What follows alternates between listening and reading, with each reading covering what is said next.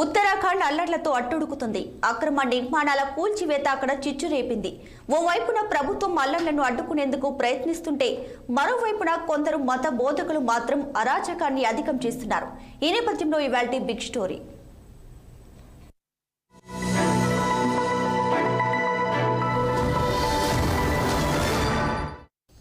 ఉత్తరాఖండ్ రాష్ట్రంలో ఒక్కసారిగా హింస చెలరేగింది. హల్ద్వానీ బంబుల్పురలో 2 రోజులుగా అల్లర్లు జరుగుతున్నాయి. ఈ హింసాకాండలో ఇప్పటికీ 5 మంది మరణించారు, 250 మంది గాయపడ్డారు.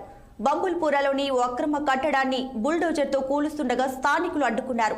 కూల్చివేసిన నిర్మాణం మదరసా అని కొందరు అంటుండగా ప్రార్థన స్థలం అంటూ మరికొందరు అంటున్నారు. అధికార వర్గాలు మాత్రం అది మదరసా గాని ప్రార్థన స్థలం గాని కాదని చెబుతున్నారు. అక్రమ కట్టడం నిర్మించింది ప్రభుత్వ స్థలంలో అని అంటున్నారు. ఇక హైకోర్టు ఆదేశాల మేరకే అక్రమ నిర్మాణాలను కూల్చివేస్తున్నట్లు అయ్యో మళ్ళీ పెట్టారా? స్టార్టింగ్ వెళ్ళి చదవనా? ఎక్కడున్నా?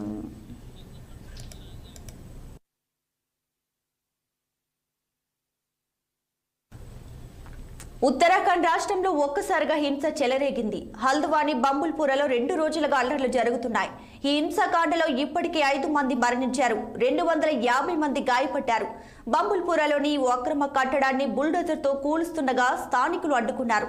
కూల్చివేసిన నిర్మాణం మదరసా అని కొందరు అంటుండగా ప్రార్థన స్థలం అంటూ మరికొందరు అంటున్నారు. ఇక అధికార వర్గాలు మాత్రం అది మదరసా గాని ప్రార్థన స్థలం గాని కాదని చెబుతున్నారు. అక్రమ కట్టడం నిర్మించింది ప్రభుత్వ స్థలంలో అని అంటున్నారు. హైకోర్టు ఆదేశాల మేరకే అక్రమ నిర్మాణాలను తొలగిస్తున్నామని చెబుతున్నారు.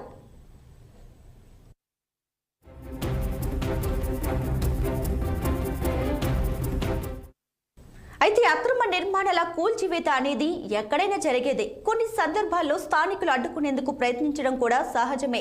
అలాంటప్పుడు ప్రభుత్వం కొంతమేరకు కఠిన వైఖరి అవలంబించడం కూడా సాధారణంగా జరిగేదే.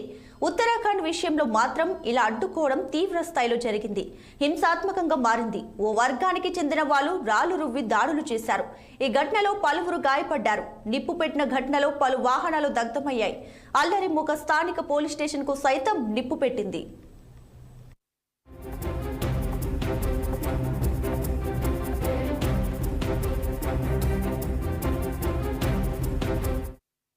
ఇక బంబుల్పురలో హింసాకాండ చెలరేగడంతో కొందరు మత బోధకుల పాత్ర కూడా ఉంది. మౌలానా తక్వీర్ రాజా లాంటి బోధకులు స్థానికులను రెచ్చగొట్టేలా మాట్లాడుతున్నారు. తమ వర్గానికి చెందిన వారికి ఏమాత్రం హాని కలిగించే ప్రయత్నం చేసినా వారిని చంపేస్తామంటూ బెదిరించారు. ఇకపై తామెంత మాత్రం బుల్డోజర్ కూల్చివేతలను సహించబోమని హెచ్చరించారు. తక్వీర్ రాజా గతంలోని ఎన్నో వివాదాస్పద వ్యాఖ్యలు చేశారు.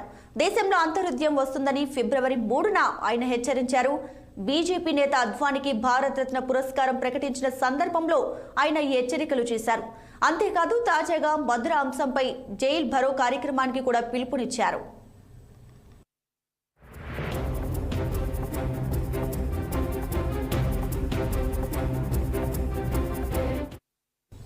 హింసాకాండకు పాల్పడిన వారిపై ఉత్తరాఖండ్ ప్రభుత్వం కఠిన వైఖరి అవలంబిస్తుంది. హింసాకాండ జరిగిన ప్రాంతాల్లో సీఎం పుష్కర్ సింగ్ ధామి పర్యటించారు.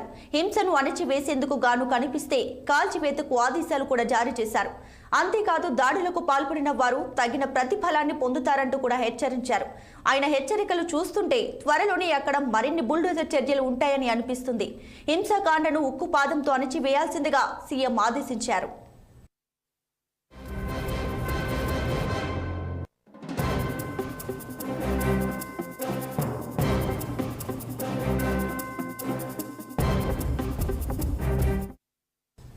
సాధారణంగా హింసాకాండ చెలరేగినప్పుడు అంతా కూడా దాన్ని అడ్డుకునేందుకే ప్రయత్నించాలి. ఉత్తరాఖండ్లో కొంతమంది మత బోధకులు మాత్రం ఇందుకు విరుద్ధంగా వ్యవహరిస్తున్నారు. దాంతో అక్కడ హింసాకాండ మరింతగా పెరిగిపోయింది. ఇలాంటి వారిపై కఠిన చర్యలు తీసుకుంటేనే మరోసారి హింసాకాండ చెలరేగకుండా ఉంటుందనే భావన పలువురిలో వ్యక్తమవుతుంది. సాధారణంగా దేశవ్యాప్తంగా ఎన్నో అక్రమ నిర్మాణాలపై అధికార వర్గాలు చాలా వరకు ఉదారంగానే ఉన్నాయి. స్థానిక నేతల ఒత్తిళ్లు కూడా ఇందుకు కారణం. అదే సమయంలో కోర్టు ఆదేశాలు వచ్చిన సందర్భంలో మాత్రం అధికారులే కాదు ఎవరు చేయగలిగింది ఏమీ ఉండదు. కోర్టు ఆదేశాలను ఖచ్చితంగా అమలు చేయాల్సి ఉంటుంది. ఉత్తరాఖండ్లో జరిగింది కూడా అదే. అంతేకాకుండా అక్రమాల ఊహకి అందని రీతిలో పెరిగిపోతున్న కొద్దీ వాటిని అడ్డుకోవాలన్న ఒత్తిళ్లు కూడా వస్తుంటాయి. చిన్న స్థాయిలో ఒకటి అర ఆక్రమణలను ఎవరు పెద్దగా పట్టించుకోరు.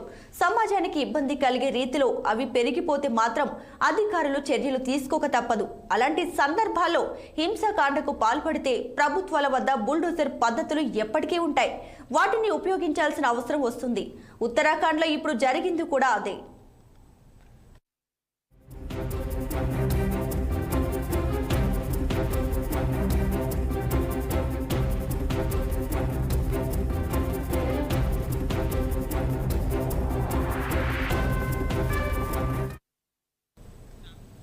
ఇది వాల్టీ బిగ్ స్టోరీ. మరో ఎపిసోడ్లో మళ్ళీ కలుద్దాం. Until then watch 6 TV. ఇది సామాన్యుడి ఆరో ప్రాణం.